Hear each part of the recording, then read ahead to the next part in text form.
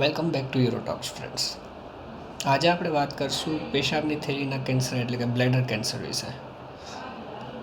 જેમ બાકી બધા અંગોમાં કેન્સર થાય ત્યારે એવું કહેવામાં આવે કે એ અંગોને શરીરમાંથી કાઢી નાખવામાં આવે છે. તો શું પેશાબની થેલીમાં એટલે કે બ્લેડરમાં થયેલા કેન્સરમાં પણ દર વખતે પેશાબની થેલીને કાઢી નાખવાની હોય? તો એવું નથી હોતું. જ્યારે પેશાબની થેલીમાં કેન્સર થાય અને તે શરૂઆતી સ્ટેજમાં હોય તો પેશાબની થેલીને બચાવી શકાય છે. દૂરબીન દ્વારા ગાંઠનું ઓપરેશન કરી અને થેલીની અંદર અમુક દવાઓ નાખવામાં આવે છે, જેનાથી પેશાબની થેલી પણ બચાવી શકાય અને કેન્સરનો ફેલાવો પણ ના થાય, જેને ઇન્ટ્રાવસાયકલ કીમોથેરાપી કહેવામાં આવે છે, જેના દ્વારા કેન્સર હોવા છતાં પેશાબની થેલીને શરીરમાંથી કાઢવાની જરૂર પડતી નથી. પરંતુ આ ત્યારે જ શક્ય બને છે જ્યારે સારવાર અર્લી સ્ટેજમાં એટલે કે વહેલા કરવામાં આવે.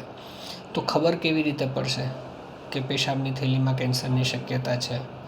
મિત્રો, પેશાબમાં તકલીફ થવી, વારંવાર જવું, બળતરા થવી, દુખાવો થવો અથવા તો પેશાબમાં લોહી આવવું અને લોહીના ગાંઠા પડવા, આ બધા જ સાઇન્સ અને સિમ્ટમ્સ છે પેશાબની થેલીમાં કેન્સર હોવાના.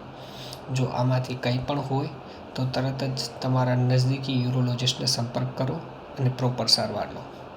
બાય.